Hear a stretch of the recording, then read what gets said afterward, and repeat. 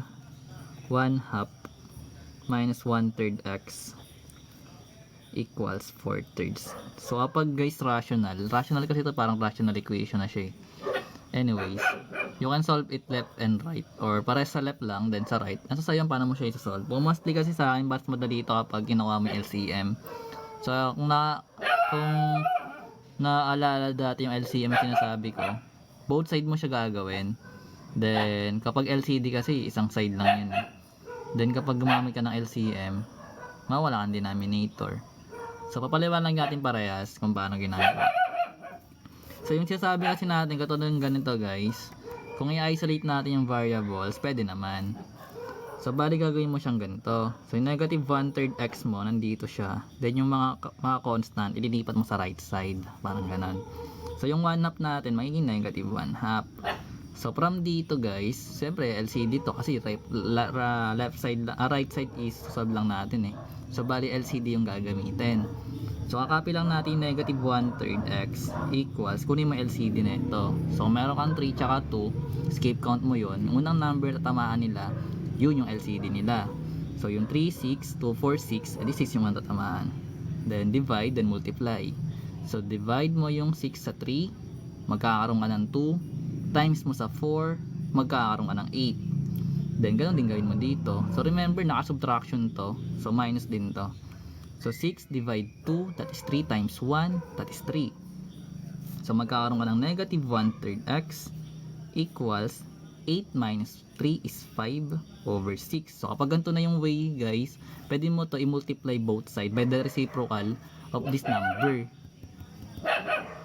Pwede naman. Or pwede ka mag-divide both side by negative 1/3. Pwede naman ganon. Kasi ganon yung ginagawa natin dito, di ba? Kapag may numbers na nakalagay,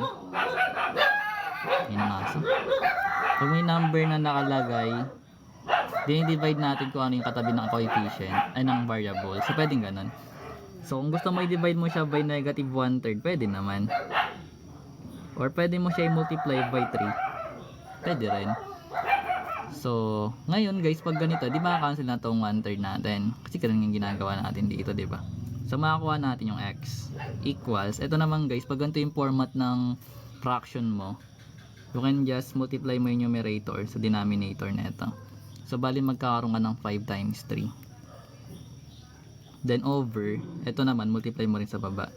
So magkakaroon ka ng 6 times negative 1. Pwede naman ganun. So kung gusto x equals, ito kasi 3 divide 6, magiging 1 na lang itong 3. Kung i-cancel mo to magiging 1, then ito magiging 2.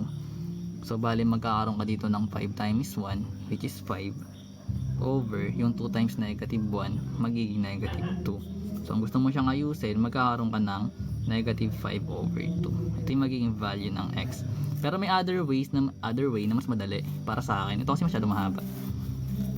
So pakita natin kung paano yung sinasolve. So meron tayong 1/2 minus 1/3 x equals 4/3.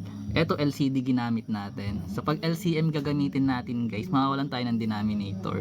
The same lang siya ng for LCD. So ibig sabihin kasi both side ginagamitan natin eh. So kunin mo yung 2, 3 tsaka 3. So pag in-skip count mo yun, yung unang number na tatamaan nilang tatlo is yung 6, di ba? So bumultiply mo siya both side by 6. So same process guys, multiply mo to dito sa each terms, then makuha mo na yung sagot. So yung 6, yung ginagawa kasi, pwede mo i-divide muna bago ka mag-multiply. Mag-multiply ka muna bago mag-divide. Pero sa case kasi na ginagawa ko, dinidivide ka muna. So parang ganito, 6 divide 2, that is 3, times mo sa 1, magiging 3. So mawawalan tayo ng denominator. Then minus 6 divide 3, that is 2, times 1, that is 2, times yung x, that is 2x.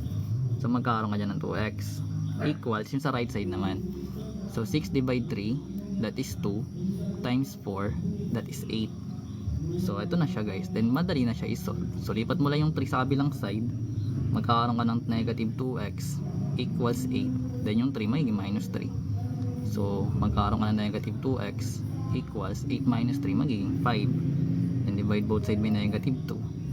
Then makuha na yung value ng x, which is 5 over negative 2, or magiging negative 5 over 2 siya. So pares lang siya. So ibig sabihin kasi pag LCD, itong side lang to kinukuha mo eh. May denominator ka pa doon, magka-cross multiply ka pa. Pero pag LCM kasi ginawa mo guys, both side wala kang denominator. Tapos madali. Pero nasa sa'yo pa rin yung paano sinuturo sa inyo. Ginasabihan ko na kung paano siya gagawin. Another method yan.